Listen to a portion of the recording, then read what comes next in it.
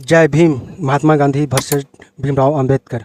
उन्होंने गोलमेज बैठक के बाद दोनों के विचार क्या क्या है, आइए जानते हैं। डॉक्टर भीमराव अंबेडकर की उन्हीं की किताब उन्होंने लिखते हुए मेरी कहानी मेरी जुबानी में उन्होंने लिखते हैं कि दिनांक 14 अगस्त 1931 को दोपहर में मणि भवन के तीसरे मंजिल पर दोनों के बीच चर्चा इस प्रकार हुई। महात्मा गांधी कहते हैं, डॉक्टर आप क्या बताना चाहते हो? बाबा साहिब, आपने मुझे अपने विचार सुनने को बुलाया है, आप ही कुछ बोलिए, अन्यथा प्रश्न पूछिए, मैं उत्तर देता हूँ। गांधी जी बोलते हैं, मुझे ऐसा मालूम हुआ है कि मेरे तथा कांग्रेस के विरोध में आपकी कुछ शिकायत है। मैं साले जीवन से अछूतों के प्रश्नों पर विचार करते आया हूँ। शायद उस समय आपका जन्म भी नहीं हुआ होगा। कांग्रेस के कार्यक्रम में इन प्रश्नों का समावेश करने के लिए मुझे प्रयत्न करने पड़े। आपको ये ज्ञात ही होगा, इन धार्मिक तथा सामाजिक प्रश्नों का राजकीय कार्यक्रम में मिश्रण नहीं करना चाहिए। ऐसा प्रश्न कांग्रेस नेता उपस्थित करते हैं। इस प्रश्न को मैंने हाथ में लिया है। इतना ही नहीं तो अछूत उद्धार के लिए कांग्रेस ने 20 लाख रुपए खर्च किए हैं। इतना होने पर भी आपने मेरे तथा कांग्रेस का क्यों विरोध करना चाहिए? ये बहुत ही आश्चर्यजनक बात है। आपको इस संबंध में कुछ बोलना हो तो अवश्य बोलिए। डॉक्टर भीमराव अंबेडकर कहते हैं, ये सच है कि आप मेरे जन्म से पहले अछूत के प्रश्नों पर विचार करते हैं। समस्त बुजुर्गों को आयु के मुद्दे पर जोर देने की आदत है। आपके कारण ही कांग्रेस ने अधिक कुछ किया नहीं। आप कहते हैं, कांग्रेस ने अछूत उद्धार हेतु 20 लाख रुपए खर्च किए हैं, किंतु वो सब पानी में गए। मुझे यदि इतनी राशि मिली होती तो मैंने मेरे समाज की आर्थिक या सामाजिक स्थिति में आश्चर्यजनक परिवर्तन लाया होता। मुझे लगता है कि कांग्रेस को स्वयं के कार्यक्रम पर निष्ठा नहीं है। यदि ऐसा होता तो कांग्रेस की सदस्यता हेतु जैसी खादी की शर्त रखी गई, वैसी अस्पृश्यता निवारण हेतु भी रखी गई होती। जिस घर में अछूत स्त्रियां या पुरुष नौकरी पर नहीं है, जो एक अछूत विद्यार्थी का पालन नहीं करता है या सप्ताह में एक बार अछूत विद्यार्थी को भोजन नहीं करता है, ऐसे लोगों पर कांग्रेस ने सदस्यता की बंदी लगाई होती तो आज ऐसे हास्यास्पद दृश्य न दिखाई देते। न अछूत के मंदिर प्रवेश का विरोध करने वाला जिला अध्यक्ष दिखाई दिया होता। आप ऐसे भी कहेंगे कि कांग्रेस को संख्या बढ़ानी है, इसके लिए ऐसी शर्त समझदारी पूर्ण नहीं है। तब फिर मेरा कहना उचित है कि कांग्रेस को संख्या बल के आगे नैतिकता की कोई ज़रूरत नहीं है।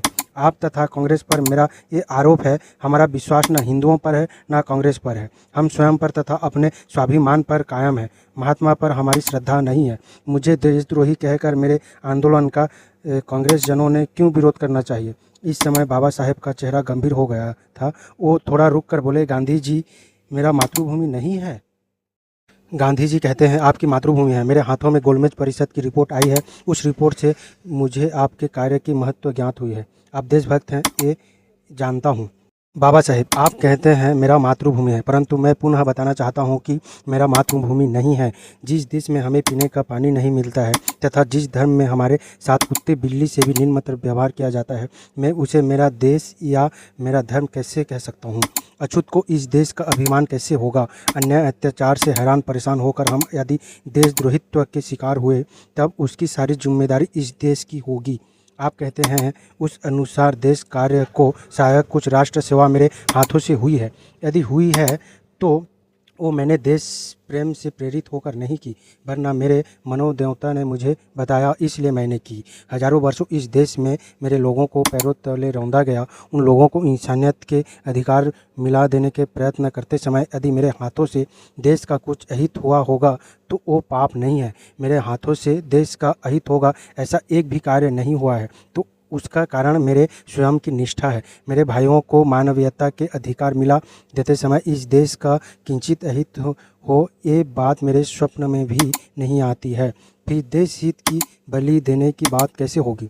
गांधी जी कहते हैं, हिंदुओं से अछूतों का राजनीतिक विभक्तिकरण मुझे मंजूर नहीं है।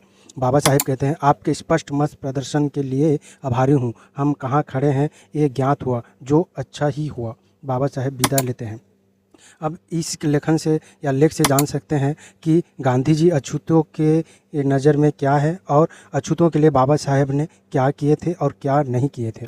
इस लेख से आप बखूबी जान सकते हैं और समझ भी सकते हैं महात्मा गांधी ने किस तरह निम्न जाति या ST SC OBC के लिए हक अधिकार के लिए उन्हें अधिकार देना पसंद नहीं था और महात्मा गांधी इस प्रकार ही डॉक्टर अंबेडकर से डिबेट करने के बाद या चर्चा करने के बाद पूरा साफ मना कर दिया था कि उनको हक अधिकार ठीक से मिलेगा। महात्मा गांधी ने कहा कि हिंदुओं को यानी ST SC को उनके अधिकार दे दिया गया तो हिंदू दो टुकड़े में बढ़ जाएंगे।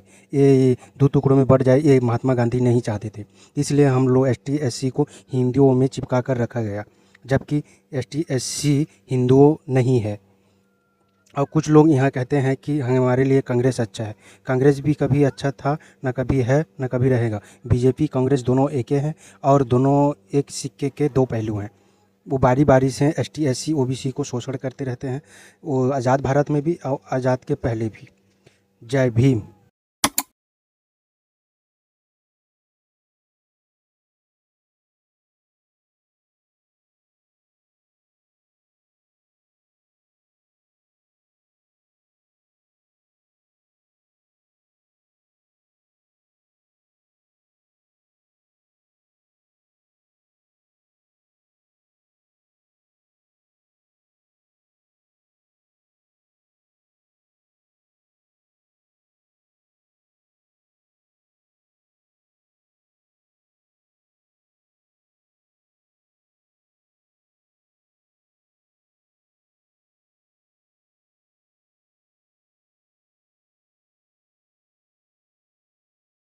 उन्होंने साफ साफ मना कर दिए थे।